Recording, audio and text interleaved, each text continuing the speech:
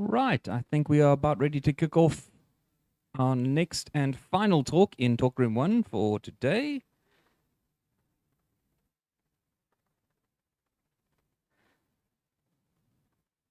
It appears to be purely my job this year, today, to turns out, because Neil is the second PhD holder speaking from this room today. Dr. Neil Muller is an applied mathematician working on computational modeling problems who doesn't get to write as much Python code as he'd like to. Well, that's true of many of us. He's also the talk coordinator for PyConZA, so the fact that he's giving this talk is everyone else's fault for not submitting more suggestions, basically. That said, Neil gives good talk, so I'm quite happy that he did choose to submit one. Neil, ready? Okay. Yeah. In that case, Neil, thank you. Oh, actually, I should tell you what Neil's talking about. I actually didn't mention that part. Neil is talking about why you should be excited about PyGame 2. And as soon as we get it on screen... No, this is, I have forgotten that I'd switched off this output after testing it earlier. So, there we go. And there we go. Thank you, Neil. All right. I should warn people that as I'm part of the conference organizing committee, at this point in the day, I'm running on nerves and caffeine. So this talk might turn out to be unexpectedly short. Please shout and tell me to slow down, because otherwise I will not. Right, so I'm going to be talking a bit about PyGame, and specifically about PyGame 2. So what is PyGame? So, quoting their own PyGame description, it's, a free and open source cross-platform library for development of multimedia applications like video games using Python. It uses the simple direct media library and several other popular libraries to abstract the most common functions, making writing those programs a more intuitive task. So PyGame is very heavily focused on 2D games. You can integrate it with OpenGL to do 3D stuff, but PyGame itself doesn't do that. You use PyGame for some stuff, and then you use the OpenGL to do the 3D graphics. PyGame gives you a lot of tools for dealing with 2D graphics and 2D games. It provides the expected graphics, gives you audio, gives you input helpers, all that sort of things. They say they use simple direct media layer, which I'll generally call SDL, as everyone else does. It's something of a fat wrapper around SDL. It uses SDL for the basic operations, provides a bunch of significant functionality that is not part of the SDL libraries. One of the notable ones is it has support for a whole lot of things to do with sprites, sprite collisions, sprite movement and such, which is all written on top of SDL, and it's not part of SDL. It also has some math routines for some nice stuff and stuff like that. And happens to be a library I like, and I've used in several situations, most notably in a contest called PyWeek, which the aim is to write a game in Python in a week, which is a lot of fun and not something you want to do while you also try to do real work, because you won't get any real work done. All right, the brief history of PyGame. So the very first public release is October 2000. The commits to the repo start very early on in October. It's not quite clear how much work was happened before the repo history starts. And then the first release is sort of mid-October, about the 20th of October 2000. And progresses fairly rapidly. PyGame 1 in April 2001. PyGame 1.7.1. For a variety of reasons, there isn't actually a PyGame 1.7 release, but there is a PyGame 1.7.1 release. It's sort of 2005, and now stuff starts slowing down significantly. PyGame 1.9 in August of 2009, and the last of the version 2 releases was PyGame 1.9.6 into April 2019. And there are some actually fairly significant changes between PyGame 1.9 and PyGame 1.9.6, but nothing they ever felt was worth justifying bumping up the version number again. So, but you can see development was kind of slow. And then we get to PyGame 2 in October 2020, which kind of went unnoticed by an awful lot of people, including me at the time. Which was, given that I, do track PyGame, is, an indication of how little fanfare it made. And then the most recent, um, the sort of the last the first release of PyGame 2.1 series was in November last year. And well, currently they're working on the next point release, which is 2.1.3, and the sixth dev release of that came out at the start of October. So, that's ongoing. That'll probably drop before the end of the year, but, deadlines are incredibly flexible. So why did PyGame 2? Okay, and then something to bear in mind is some of the work that's made it into PyGame 2 that didn't feature in any of the previous releases dates from about 2015. And so why did PyGame 2 take so long? So to do that, we need to talk a bit about simple direct media layer. So SDL 1.2 was first released in 2000. It provided a lot of nice features, cross-platform support for audio, video, I/O, video libraries, and such. And as you can see, that was, I think it was sort of April-ish 2000. I can't remember the exact date. I did look it up and then forgot to note it down. It was designed around the idea of making full-screen, single-window games with minimal windowing support, but all the other things. And PyGame starts off fairly soon after SDL 1.2 is released. Okay, the video is built around the idea of surfaces. There's a 2D pixel buffer that you can manipulate, and a lot of support for doing fast manipulations on areas. It's sort of an area-based bit update operation. You can do per pixel drawing, but it's generally slow. You can, SDL 1.2 and then PyGame inheritance support can pass the surface to OpenGL, but SDL itself used no OpenGL operations to do any acceleration. It was all done on the CPU. SDL 2.0 was first released in 2013. It got many improvements and changes, and unfortunately this is cut off at this resolution, but there's a link to a list of all the many improvements. It had some of the significant ones. It had a lot more support for modern GPU features. The API is still based around 2D operations, but allows a lot of use of GPU operations to accelerate those, rather than doing it all on the CPU, which is very nice, especially on modern GPUs, which are ridiculously fast. And it was rewritten to support multiple windows, multiple displays, all sorts of nice things you'd actually want. There are a bunch of reworks to the input system, which I have misspelt, proper Unicode input, multi-touch features like that. And mobile platforms became first-class citizens of the ecosystem.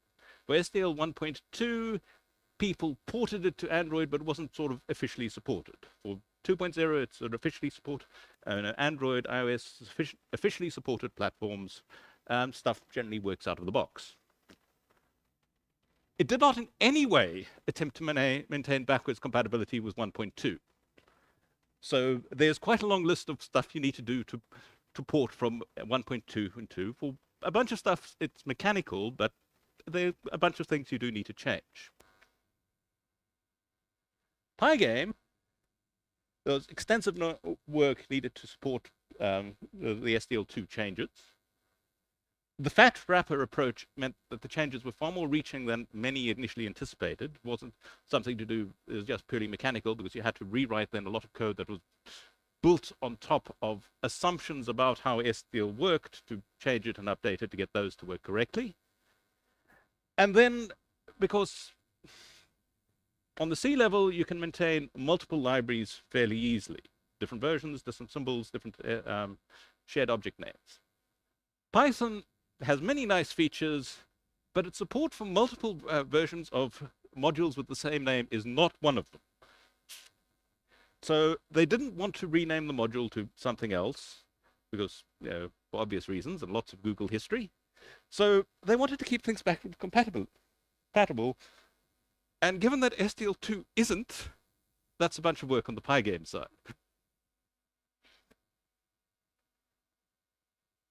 So, given that, what is the new things that PyGame 2 offers that are really cool? Okay, these are so the one is scaled support, which I'll demo shortly, which, well, you'll see what it does when I demonstrate it. Something that is that's exciting for people who are involved with PyPy, I don't know how many people are here, is the significant improvements to PyGame's PyPy support. PyGame 1 could run on PyPy, but not very well. And there were a couple of projects, one that CT-Pug was involved in, called PyGame CFFI, to try and rewrite PyGame to use a C API that PyPy could support better. Those more or less worked, but the problem is re-implementing the whole PyGame C API is a big task, which is also why PyGame 2 took so long. So they redid the C API for much better Py support. And further improvements are actively being worked on. So PyGame 2 games run a lot better on PyPy than PyGame 1.9 games. And they also inherited Android support as a first-class target. Work is going on to get iOS support as a first-class target for PyGame 2. Again, apologies for my spelling.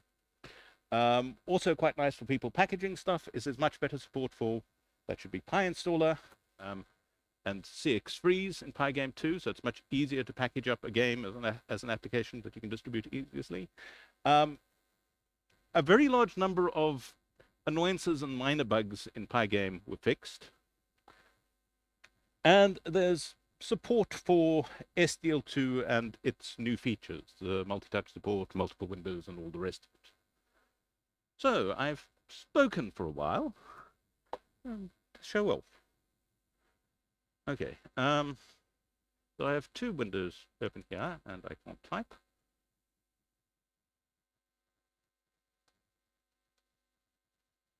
I really can't type. So that is running PyGame 2.1.2, SDL 2.4.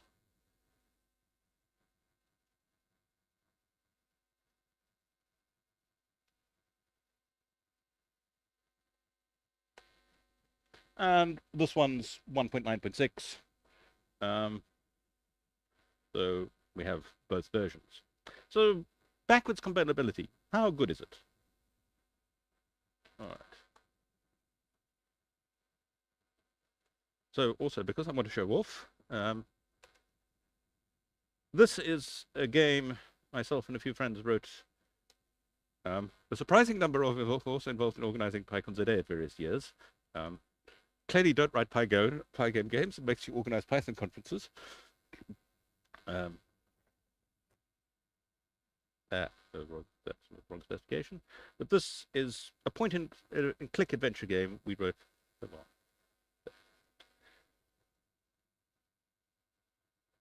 For PyWeek several years ago. All right, it's play, you can interact with various things.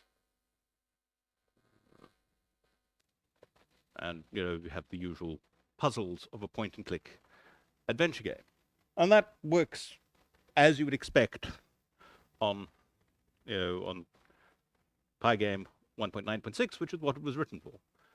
We did, a few years ago when the first version of PyGame 1.9, which supported Python 3, came out, we did port it to support Python 3, so it works on Python 3. Oh, I've went the wrong batch. Should not.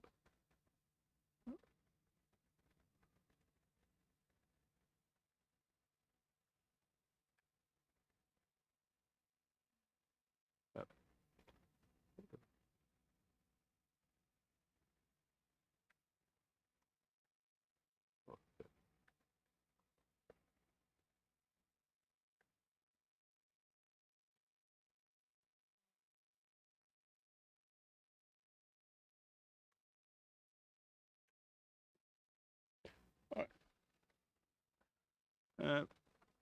And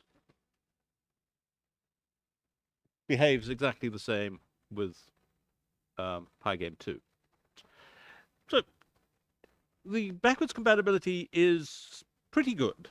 I haven't tried everything, but most of the stuff I've tried works exactly as you expect. Not quite always the case.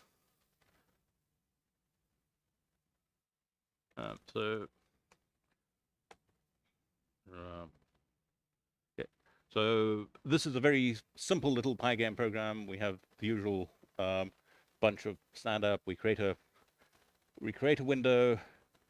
We draw an anti-aliased line on it, and then we just loop, waiting for the user to press a key. And when that's done, we stop running.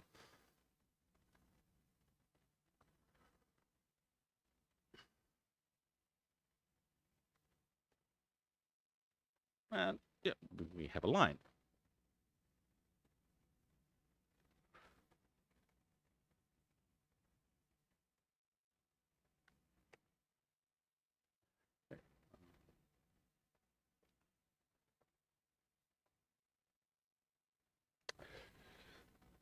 Okay, it doesn't show up quite as well on this display as it does on mine, on my laptop screen. But we have a slightly different line. Let's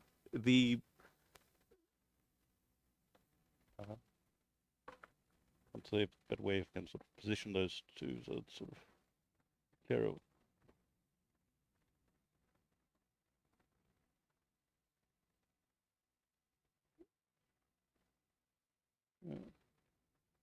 Sort of interpolating this somewhat, but you can see it more clearly on my laptop display, I hope, that the bottom line, which is the PyGame 1.9 version, is somewhat thinner and slightly less smooth. And that's back to the many fixes that I mentioned. Anti-alias line drawing in PyGame 1.9.6 was provably wrong. And it was so wrong that they actually disabled the tests for it in the code base because they knew it was wrong, but they didn't have a way of, they hadn't figured out how to fix it. They fixed it for PyGame 2.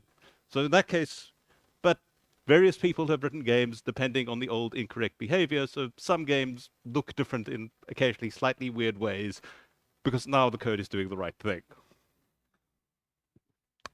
Unfortunately, there's not a lot you can do about that because when your software is lying to you about what it's doing, these things happen.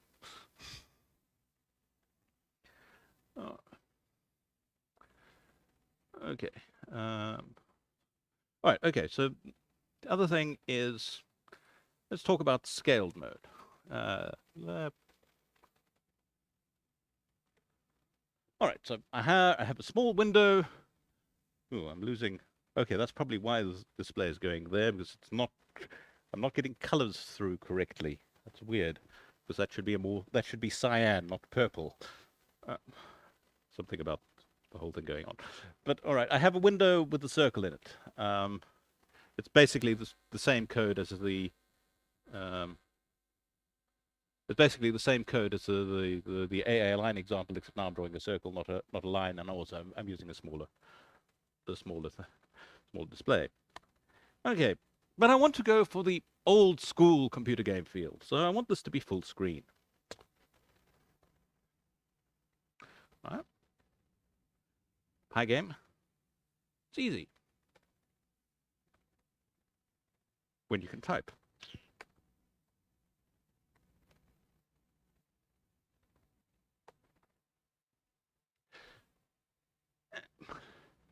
All right, it's taken over the whole screen, but because I'm dealing with a fixed resolution on this projector, what PyGame wants to do here is it wants to change the resolution of the display to 320 by 200.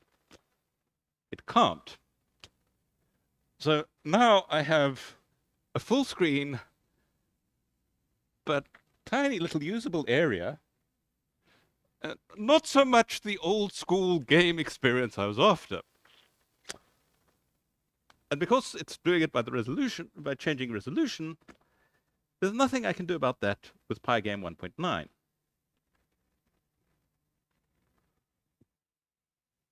But PyGame 2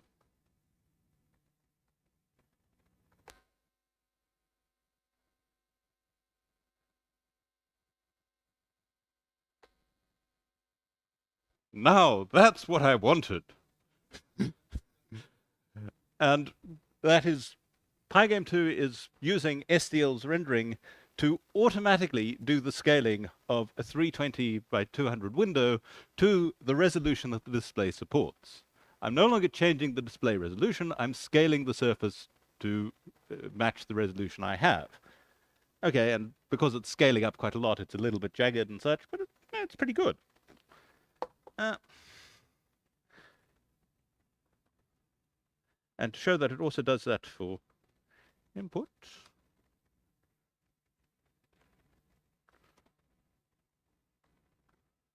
so making these changes to our point adventure game, just going from purely a software surface to full screen and scaled software surface.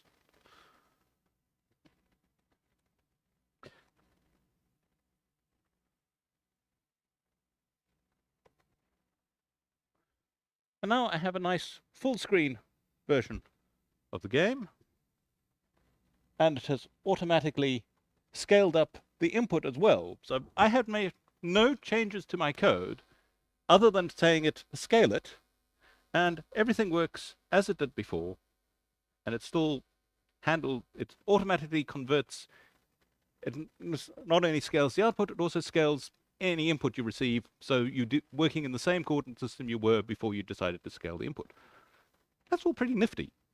And because it's using underlying SDL routines, which are now GPU accelerated to do that, it's surprisingly cheap.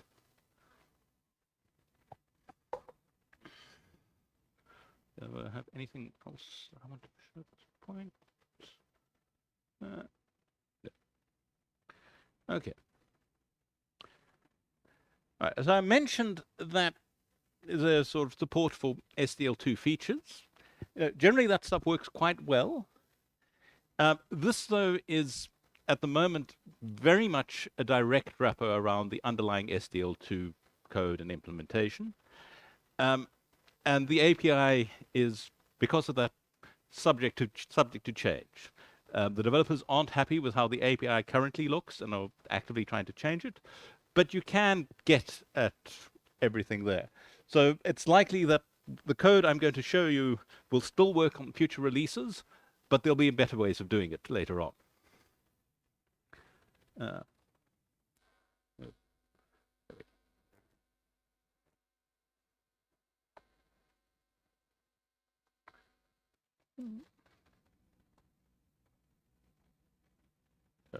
more directory. So this is an example with multiple windows. So now the important bit, I'm now importing from underscore SDL2. The underscore should tell you that, you know, you're venturing into territory where stuff is not quite so guaranteed. And I import window, renderer, and texture. This is just a little bit of code which loads a bunch of images because I want to do an animation. So I load this via the traditional PyGame image. That gives me a surface object, but I need to turn that into an SDL texture object. And texture is specifically an SDL concept. It's not really a PyGame concept. PyGame still deals with surfaces for backwards compatibility regions. But textures are an SDL implementation issue. But I need to do this, I need to turn it into a texture. So we go texture from surface. Because the underlying bits are still the same, this is a cheap operation, but it's a bit of housekeeping. I do the I initialize the display. I create a window rather than now creating then sort of calling PyGame display set mode. I give it a name and I give it a size. And then to draw on the window, I need to get this renderer object that's associated with the window. Again, this is an SDL concept. And then I do the same for window 2. Load the images. I have the same basic loop, except now some events have a window attribute. And this is me being very bad in terms of coding because this is not particularly safe. However, key presses and mouse events are guaranteed to be associated with a window. so this won't cache. But if I swap the loops the other way around, these two if statements the other way around, it wouldn't be safe. But I am lazy, and so if you're doing this, be more sensible than I am. Right, and then we have on window 1, we were going with renderer 1. We do some lines, and we have a line moving around randomly. And then, if you've looked at, I didn't really mention it in previous examples, but in PyGame, typically you do a PyGame display flip to update the display. Because we're now doing it on a per window basis, we need to do it for each renderer we have in play. So I have renderer 1 present. And then for renderer 2, I draw the images on that. And because I loaded, the other thing I should point out, that this mapping from texture to surface also associates the texture with a specific renderer.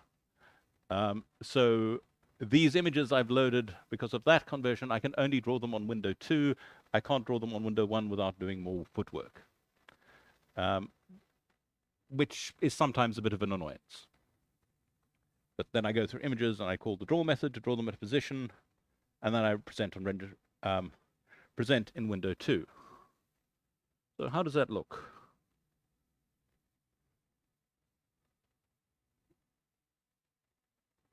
Oh, I have the two windows sitting on top of each other because I should have done that.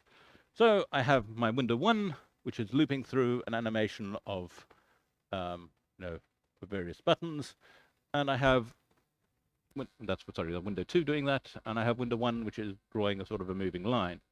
And if I type keys in window 2, nothing happens. But if I press the key in window 1, then the program makes the one. So that's all doable, but as I said, slightly more tedious at this stage than is probably ideal. You can also do the same thing to get at the other SDL features like multi-touch support. Again, doable, not the most ideal API, and better methods will probably be available in the future. Oh, and then something else I should have mentioned, well, I should have made more of it earlier on in the talk, is one of the nice changes in PyGame 2 is it now supports type hints. And the type hints are pretty comprehensive. All the functions are covered. Generally, it works pretty much as you expect. Although one thing is some of the hints are more restrictive than PyGame itself. PyGame often allows you to pass in a tuple, or if you're wanting to specify a color and such like. Whereas the type hints will often say that you must be passing in a PyGame color structure. So we put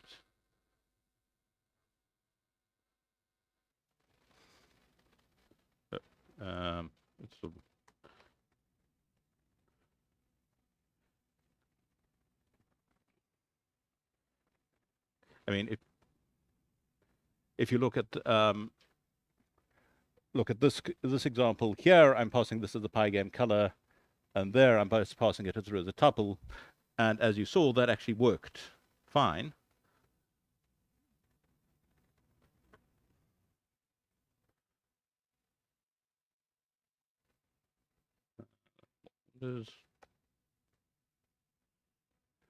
But if I run this through MyPy will actually complain about that statement here on line 47. You can see it wanted a type color, and I passed it a tuple of ints.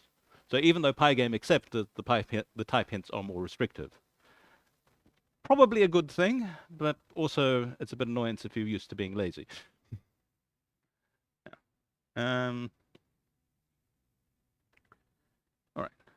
Okay, that's it in terms of slides. One other thing I did want to show, which is related to this, though. Go back to line. So, as I said, I can specify a color by passing through information to PyGame PyGame color passing through the color channels. I can also specify by name.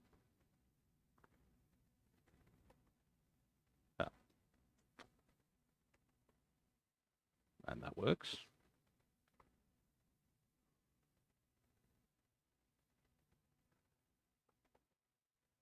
And as you've seen elsewhere in the code, the example I've shown,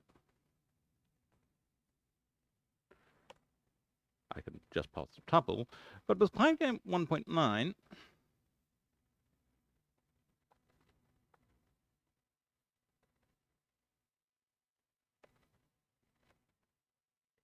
it doesn't like that.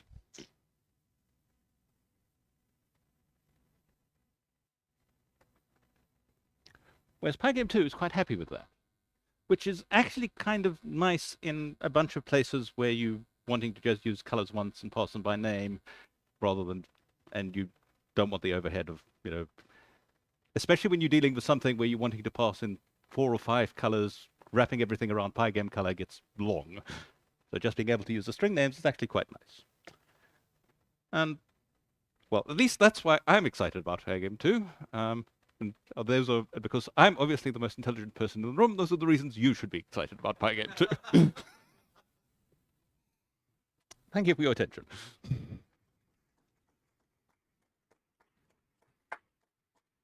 Fantastic. Thank you, Neil. I've just got 2 small comments to make. I do not have a directory in my home directory called amusements, and I should. This is a genius idea. Yeah. Far too much of my life lives under this directory, it has to be said. The triple truth, I've got one called work, so everything else on the laptop is not work. The work stuff is in work, everything else is for me. The other comment I just wanted to make, and I think Neil did touch on it, he fired up suspended sentence. The teams that Neil has been on have generated a bunch of games, some of which are kind of surreal and some of which not so much. Of those, I would suggest if you wanted to try one of them, try out suspended sentence. It actually is good fun. It's well written. It's got good humor. It's I should point out though that we've written a couple of fairly well-received games. We are by no means been particularly successful as PyWeek. If you want good amusement, look at the various PyWeek winners. Some of those games are awesome. I was actually going to suggest, some of the PyWeek winners are awesome, but suspended sentences, these guys are actually good fun. Do we have any questions? Anybody have any questions for Neil? No.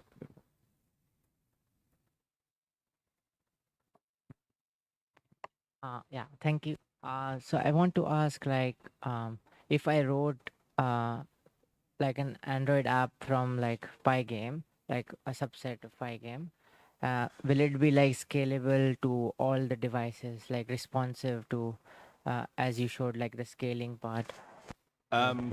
All right, so I haven't done this, but in theory it should work. I have no experience with it, so I don't know what the pitfalls are. Okay, like using Kiwi is one platform or some other way. Yeah, but I mean, the PyGame is aiming to have first-class support for Android, so everything is supposed to just work. And the scaled support is one of the things which is meant to just work and help with that. I'm not familiar with what currently the sort of packaging process for PyGame on Android looks like. There is documentation on the PyGame site, well, at least in the PyGame Git repo, on what needs to happen. But I'm not nearly familiar enough with the basics of Android packaging to say how useful that documentation is. Sure, no worries. Thanks. Anyone else? Any further questions for Neil? PyGame 2. Quick check to look at the Discord. Yeah, I think Jeremy's right. As Jeremy Thurgood's pointed out on the Discord, suspended sentence is still his favorite of the games we wrote, he claims, because Jeremy was part of the team that wrote suspended sentence. In that case, thank you very much, Neil. That was fascinating insight into a piece of software that many of us know very little about. So, Okay. Thank you, Neil. Right.